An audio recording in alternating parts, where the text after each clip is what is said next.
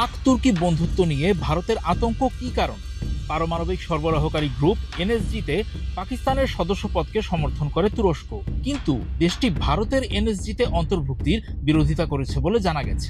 খবর আছে যে ভারতীয় সেনাবাহিনীর জন্য 6টি AH-64E অ্যাপাচি হেলিকপ্টার সরবরাহে তুরস্ক বাধা দিয়েছে বলে মনে হচ্ছে।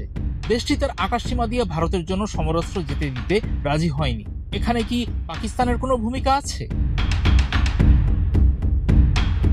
চীনের পরে পাকিস্তানের দ্বিতীয় বৃহত্তম অস্ত্র সরবরাহকারী তুরস্ক পাকিস্তানকে বায়রাক্তার TB2 ড্রোনের মতো প্রতিরক্ষা সরঞ্জাম সরবরাহ করেছে দেশটি।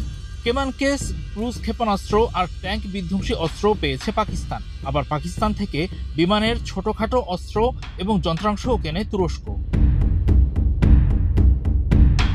2000 সাল থেকে 1500-রও বেশি পাকিস্তানি সামরিক কর্মকর্তা তুরস্কে প্রশিক্ষণ নিয়েছেন। দেশটির পাকিস্তানি প্রকৌশলী এবং প্রযুক্তিবিদরা টার্কিশ অ্যারোস্পেস ইন্ডাস্ট্রিজে কাজ করেছেন। পঞ্চম প্রজন্মের কান যুদ্ধ বিমান নির্মাণেও তারা যুক্ত আছেন। দুই দেশেরই বিশাল সামরিক বাহিনী রয়েছে। তারা ইসলামী বিশ্বের সবচেয়ে শক্তিশালীদের কাতারে।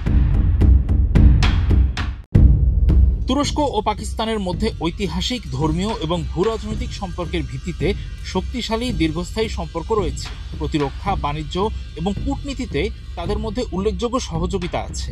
কাশ্মীরের মতো আঞ্চলিক বিষয়গুলোতে তুরস্কের সমর্থন পায় পাকিস্তান। দেশটি সাইপ্রাসের মতো ইস্যুতে তুরস্ককে সমর্থন করেছে। 2020 সালে ইরান এবং তুরস্ক সরকার সিরিয়ায় তাদের ব্যক্তিগত স্বার্থের লড়াই করার জন্য পাকিস্তানি ভাড়াটে সৈন্য নিয়োগ করেছে বলে দাবি করা হয়।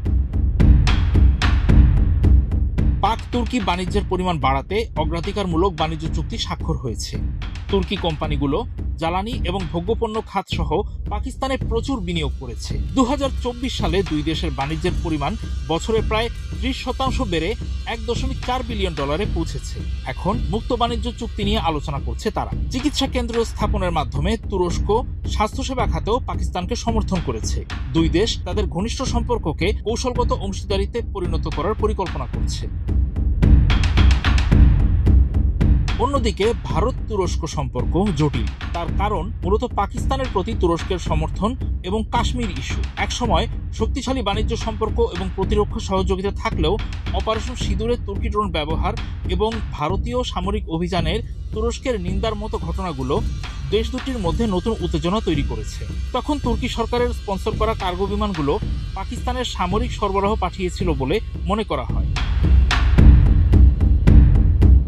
2023 সালের ভূমিকম্পের পর ভারত মানবিক পদক্ষেপ নিয়ে তুরস্কের পাশে ছিল, কিন্তু তুরস্ক পাকিস্তানের সঙ্গেই সম্পর্ক শক্তিশালী করেছে। আর ভারত তার নিজস্ব ভূরাজনৈতিক ভারসাম্য রক্ষার পথ ধরেছে।